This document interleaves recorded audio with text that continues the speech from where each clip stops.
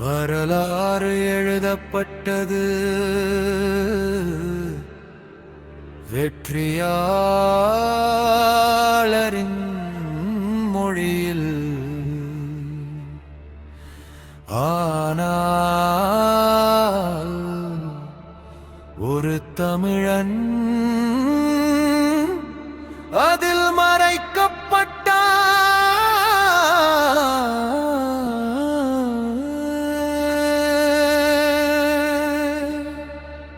தமிழின் முப்பாட்டன் பிறந்தவன், அக்னியாய் எழுந்தவன் ராவணன், சிவனுக்கே உரிய உயிரவன், 10 தலை கொண்ட பேரரசன். தமிழின் முப்பாட்டன் பிறந்தவன், அக்னியாய் எழுந்தவன் ராவணன், சிவனுக்கே உரிய உயிரவன், 10 தலை கொண்ட பேரரசன்.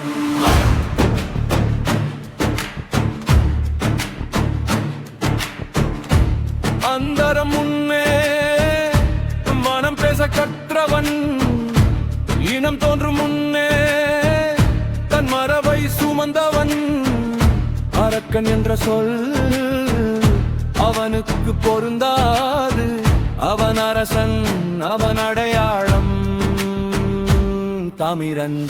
வீரம் அவன் மூச்சு, ஞானம் அவன் ஆயுதம், அதிகாரம் என்றால் அச்சம் இல்லை ஒழுங்கு. தமிழின் முப்பாட்டம் பிறந்தவன், அக்னியை எழுந்தவன் ராவணன், சிவனுக்கே உரிய உயிரவன், 10 தலை கொண்ட பேரரசன்.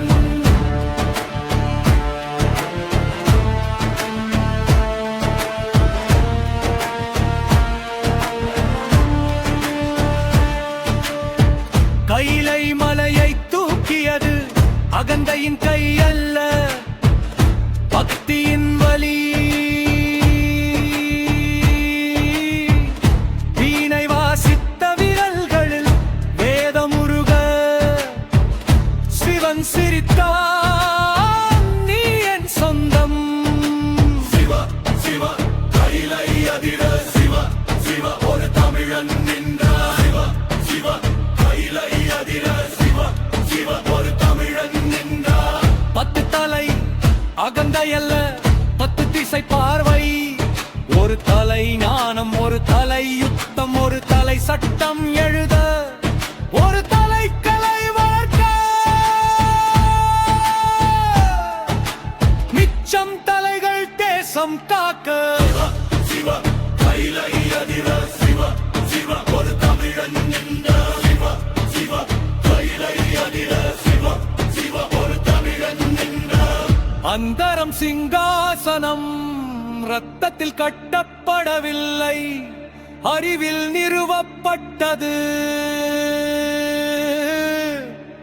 அடிமை இல்லா தேசம், அடங்காத சிந்தனை, அதிகாரம் என்றால் நியாயத்தின் நிழல்.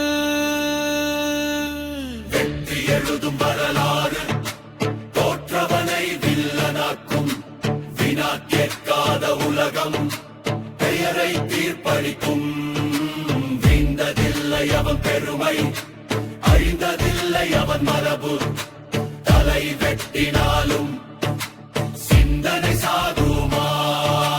கவியின் முப்பாட்டன் சிவகுல வாரிசு, 10 தலை கொண்டது அவன் அரசன் ராவணன்.